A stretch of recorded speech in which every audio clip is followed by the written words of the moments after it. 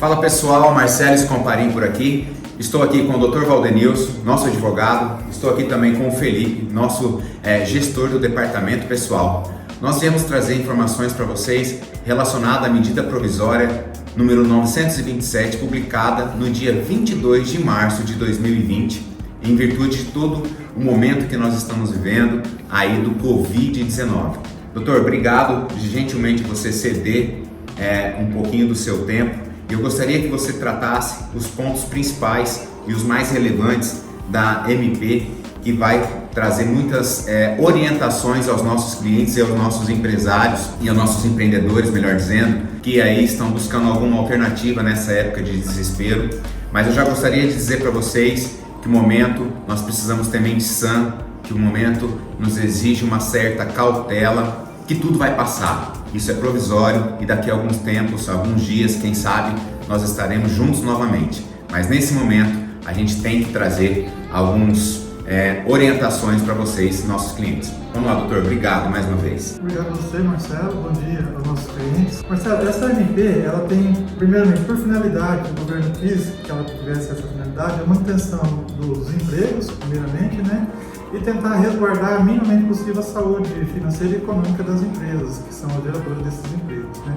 Especificamente sobre a MP, o primeiro ponto que tem que ser abordado é que ficou definido que essa medida provisória ela tem a validade, né, específica durante o período de crise. Então, as determinações que estão nela não são definidas para o período pós-crise, ou seja, elas não alteram as disposições da CLT ou normas trabalhistas em geral. Primeiro ponto.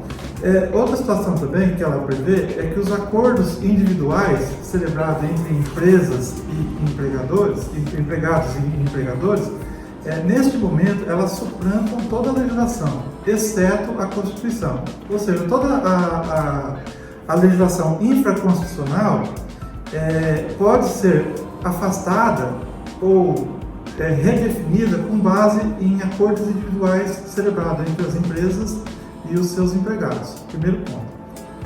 Mas lembrando que os direitos mínimos garantidos constitucionalmente, eles continuam preservados. Tá? Pontos específicos da MP. Uma situação que já vinha acontecendo, as empresas já vinham adotando essa medida, é a antecipação das férias coletivas, né, agora formalizado mediante aviso de 48 horas, né? Antecipação, essa sim, uma medida nova, antecipação das férias individuais, mesmo que não haja adquirido período. Ou seja, mesmo que o funcionário não tenha o período aquisitivo completo, a empresa pode determinar que este saia de férias. Tá? Em ambas as situações, ficou também dispensada as medidas chamadas burocráticas, aquelas comunicações formais que têm que ser feitas ao Ministério do Trabalho e aos sindicatos das categorias. Então, essas medidas, neste momento, estão dispensadas de serem cumpridas. Outra questão também, as férias, tanto individual quanto coletiva, ela tem que ter um mínimo de 5 dias, não pode ser inferior a 5 dias. Isso também veio da MP, trouxe isso, né? Não posso, por exemplo, dar uma férias de 4 dias para o funcionário, né? Tem que ser no mínimo 5 dias. Tá? Um ponto também que não tinha previsão legal e também é uma coisa inédita na legislação trabalhista nossa, é a possibilidade de negociar antecipação de férias de períodos futuros.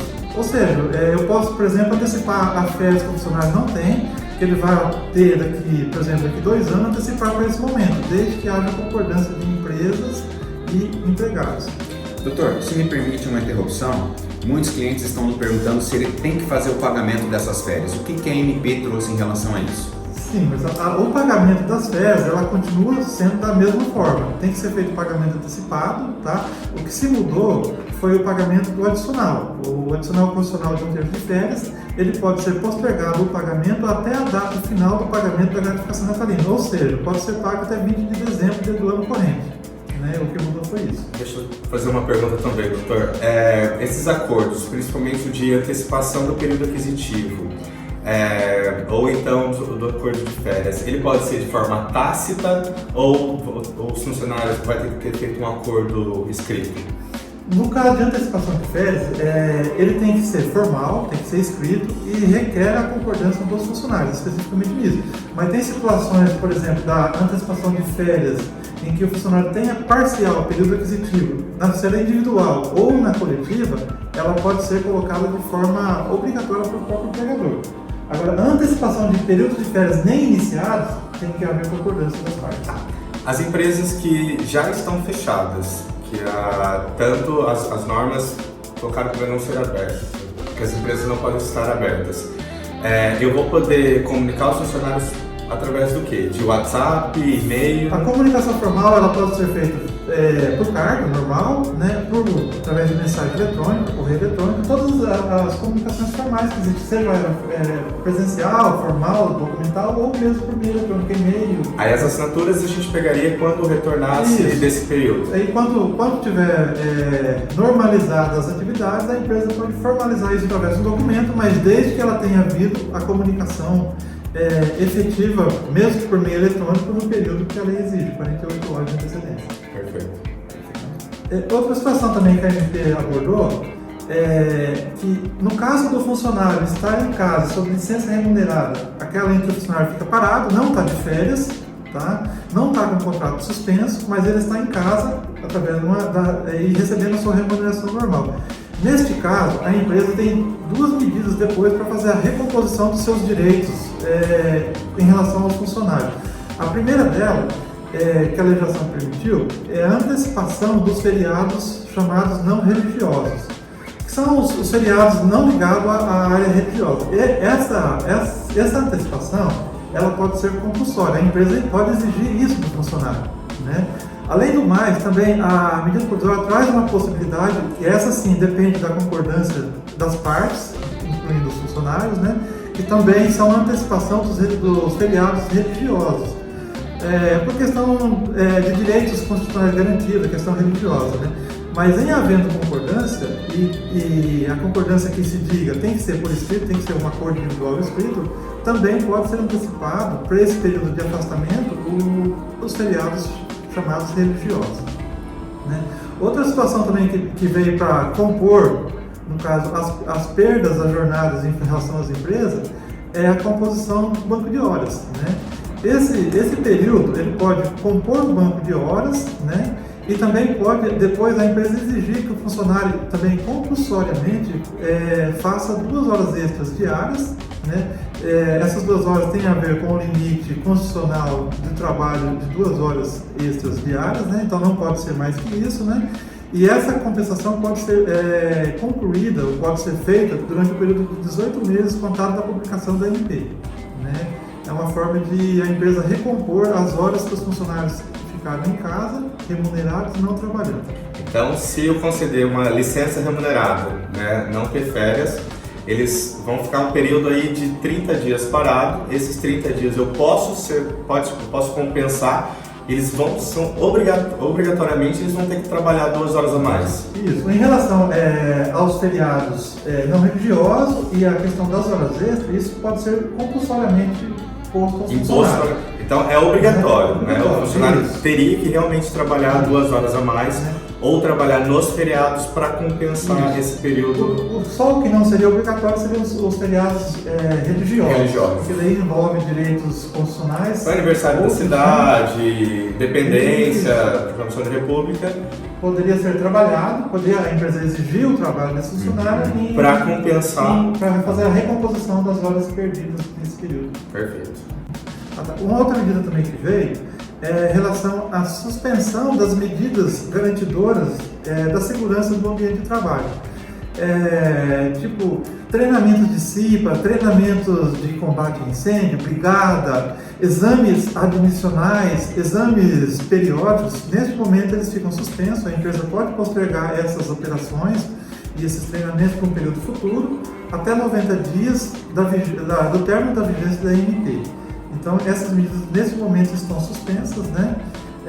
até porque existe uma impossibilidade técnica que as próprias empresas que estariam fazendo esse treinamento também estão, de certa forma, impedidas de trabalhar em função do decreto municipal. A medida mais, digamos assim, ao meu entender, mais difícil de ser implementada, digamos assim, que a ANP trouxe, é a suspensão do contrato de trabalho. Por quê? Porque essa suspensão ela é uma medida condicionada. Tá? A ANP trouxe a possibilidade de suspender os contratos de trabalho pelo período de até 4 meses, mediante a empresa fornecer ao funcionário uma possibilidade técnica de se fazer uma qualificação ou uma requalificação profissional, né? E essa qualificação, ela, nesse momento, ela tem uma outra característica, ela não pode ser presencial em função justamente do coronavírus. Então a empresa tem que oferecer ferramentas dela própria ou contratada mediante outras empresas de conceder a esses funcionários este treinamento. Caso contrário, a suspensão do contrato de trabalho ela fica, digamos assim, invalidada e pode ser a empresa ser compelida ou condenada a pagar todos os valores que deixou de ser pago, inclusive os encargos. Porque a suspensão do contrato de trabalho tem por característica de suspender os salários, mas também os encargos sociais. Então não se recolhe, por exemplo, fundo de garantia, INSS e outros mais. Se a empresa conseguir implementar isso, além do mais, ela não pode suspender os benefícios voluntários, não pode cortar plano de saúde, não pode cortar auxílio moradia, não pode cortar seguro de vida, né? Isso não tem natureza salarial, então a legislação ela não aborda esses pontos, então a empresa tem que manter esses benefícios, mesmo que haja a suspensão condicionada dos contratos. Doutor, nessa suspensão ficaria suspenso também os direitos adquiridos de férias e 13º? Sim, o contrato de trabalho ele fica suspenso, tá? Todos os direitos de natureza salarial, eles ficam, de certa forma, suspensos e voltam a ser voltam a ser computados após o retorno do funcionário. Esse acordo, ele também, a medida provisória não coloca isso como uma medida impositiva, mas ela fala que seria adequado que o funcionário que tivesse com o contrato suspenso, que houvesse uma forma de uma compensação, né? Porque nesses momentos o que se deve pautar é o bom senso. Sim, eu não poderia conceder uma qualificação profissional de 2 meses e afastar os funcionários por 4 meses. Não, tem que ser o período, a qualificação ela tem que durar o período do afastamento. Do afastamento. Então, se você tem um afastamento de 30 meses, você tem que ter uma cronologia, uma possibilidade técnica de fornecer esse treinamento pelo período do afastamento. Que esse treinamento seja voltado para a função que ele executa na empresa. Exatamente. Não pode ser qualquer curso ou baixar um curso de internet e colocar para o funcionário, tem que ser relativo à atividade que ele desempenha, ou se houver uma possibilidade de transferência de função relativa à função que ele vai exercer efetivamente após o treinamento. E após o retorno, ele tem que efetivamente adquirir esse essa direito. função. Por exemplo, um funcionário que é chamado de piso de fábrica, por exemplo, vamos supor que ele vai fazer um treinamento no setor administrativo, ele vai receber o treinamento compatível com isso.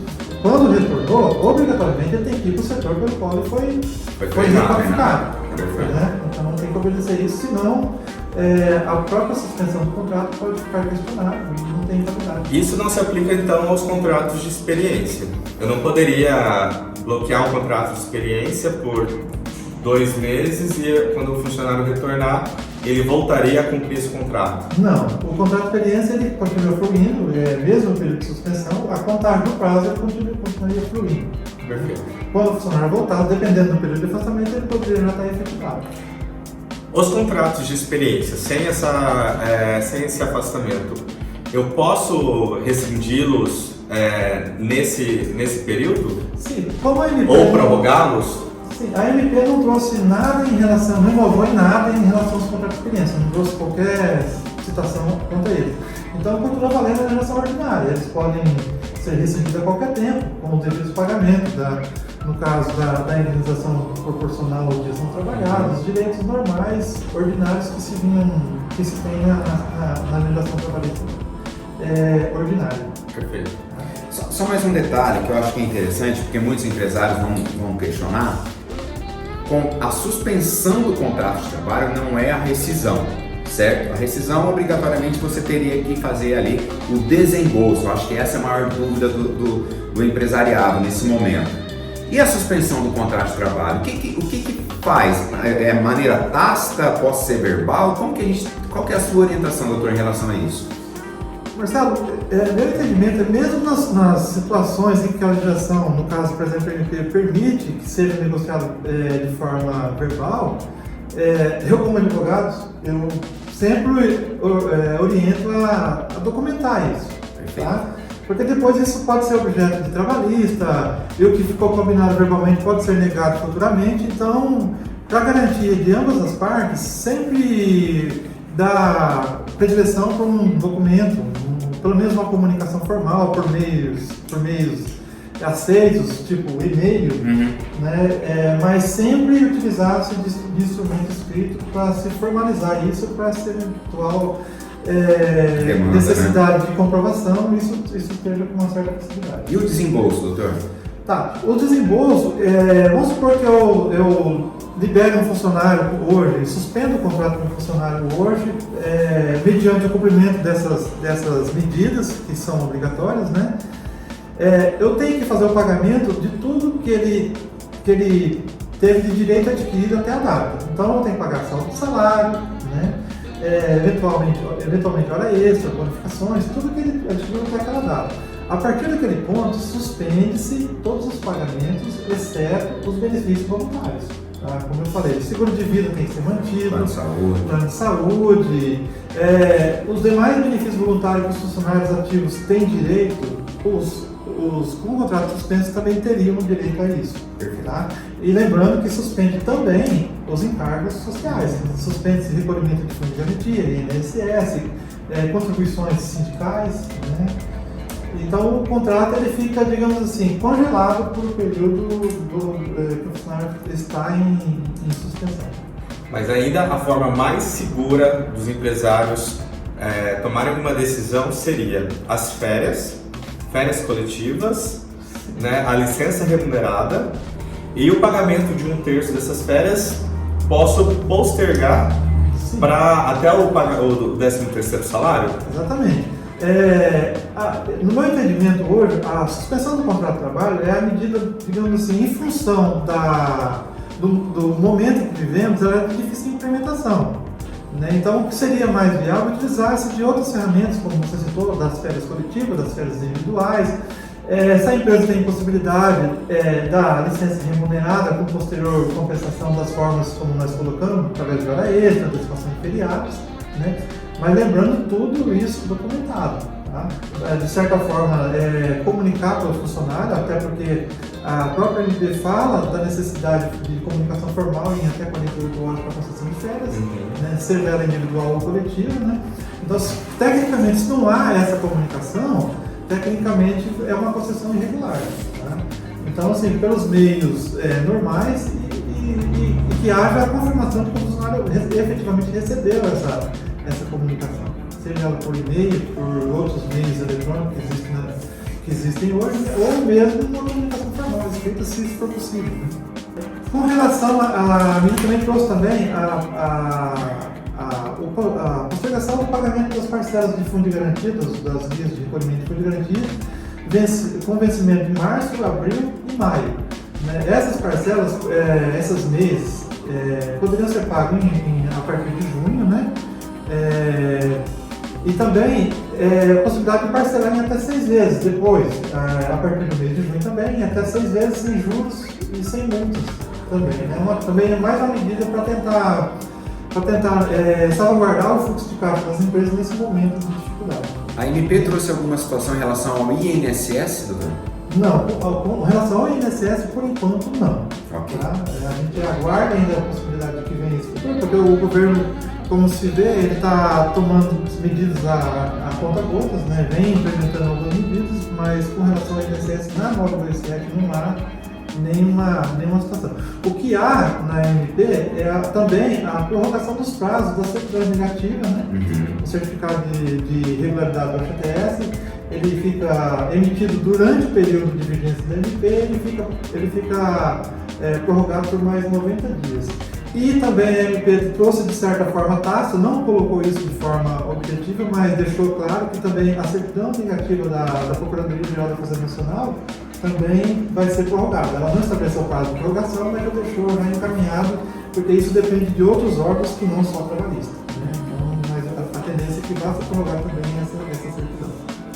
Pontuando então o FGTS, as próximas guias, as duas próximas seriam postergadas ou então parcelados em até 6 vezes. A partir de junho. A partir de junho, é isso. Lembrando que lá em junho você pode optar pelo parcelamento sem incidência de juros. A partir do momento que parcelou e não pagou, aí tem juros. Aí tem juros. Então, lá em junho, se eu somente postergar, eu teria que pagar em julho 2 parcelas, a de março e a de junho. Exatamente. Duas Você vai parcelas pagar de durante uma só 2 vez. meses, pagar 2 meses, tem que estar ou está pelo parcelamento que está isso na Então, diferente do Simples Nacional, que postergou 3 meses, Outubro, né? novembro, dezembro foi os pagamentos. O FGTS foram só 2 meses. Foram 3 também. Foram 3 também. Isso também. Que é justamente o período que foi determinado de vigência da Calamidade. dessa calamidade. Se imagina que vai estar, de certa forma, mais controlada após esses 90 dias, né? E também que as atividades empresariais serão retomadas também nesse período. 90 dias. Mas nada impede que venha uma nova medida e que também prorrogue também justamente todas essas medidas e venha, de repente, até proteger os Ou pagamentos. até alterando elas, né? Lembrando que o que a gente tinha na semana passada é diferente das informações que nós temos hoje. Houve algumas alterações, houve algumas prorrogações. Está assim um período de muitas legislações complementares, então é possível que nós estamos falando de uma situação agora, daqui a um pouco vem uma nova medida ou uma nova legislação e altere, prorrogue prazos, altere mesmo efetivamente o que está sendo posto nessa MP. Tá. Uma outra situação também que eu achei interessante que veio da Covid, em relação à Covid, é que já estava se comentando no meio jurídico que a contaminação da Covid no ambiente de trabalho, isso geraria uma situação de doença ocupacional, que em termos leigos seria equivalente ao acidente de trabalho. Teria que ser gerado a CAT, geraria a estabilidade de um ano, todo mais recolhimento do fundo de garantia durante o período do afastamento, né? Então, essa ministra procuradora esclareceu esse ponto também. Ela falou, salvo comprovada a culpa do empregador, ela não caracteriza como uma doença ocupacional, é uma doença comum, né? Tanto é que a legislação estabeleceu que, em caso de contaminação, o funcionário vai ter acesso ao benefício de auxílio doença. E permanece desde o primeiro dia de indenização pela Previdência Social. Vale a mesma regra que não houve mudança Não nesse houve sentido. mudança. Os primeiros 15 dias são pagos pela empresa e os demais a cargo do INSS. Não houve alteração com relação a esses 15 dias. Né? Então, o funcionário fornecendo os atestados normais, né? A empresa vai arcar com os primeiros 15 dias e os demais dias o INSS fica a cargo do pagamento. Uma outra coisa também, já para finalizar, eu concluí as questões mais importantes. A medida provisória também, também uma situação inédita, até, digamos assim, a nível jurídico, ela está convalidando acordos ou medidas tomadas pelas empresas no período anterior a 30 dias da MP. Então, isso quer dizer o quê? Vamos supor que um empregador já tomou alguma dessas medidas que está na MP 30 dias atrás. A legislação está convalidando essa questão. Vamos supor que lá atrás não havia previsão legal, vamos supor que o empregador antecipou uma férias individual, que é vedada pela legislação normal hoje. Se ele fez isso de acordo com o que prevê a MP, avisou o funcionário, cumpriu com todas as medidas, a MP convalida essa situação. Então, ela, digamos assim, ela está dando efeito retroativo a 30 dias, desde que seja de acordo com a própria MP. Tudo que a empresa tomou de medida tenha como pano de fundo o conteúdo da MP. Basicamente seria isso, Marcelo. Os pontos mais importantes, né, seriam nessas situações. Felipe, tem alguma dúvida? Não, por enquanto não. Pessoal, é o seguinte, vocês viram aí bastante pontos abordados pelo Dr. Valdenilson, que agradeço, Felipe também agradeço. Nós estamos aqui no escritório, tomando todas as precauções entre nós também, juntamos aqui só para fazer esse vídeo, mas mantemos o departamento pessoal e o jurídico somente aqui na empresa. com espaços bastante reservados entre nós.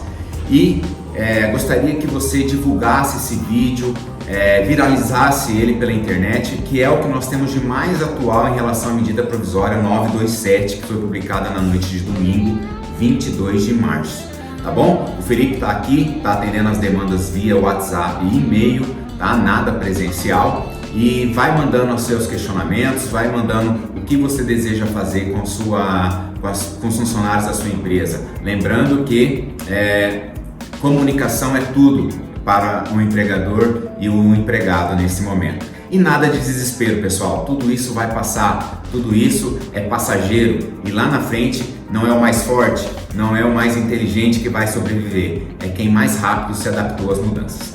Bacana? Um forte abraço, fiquem com Deus e se cuidem.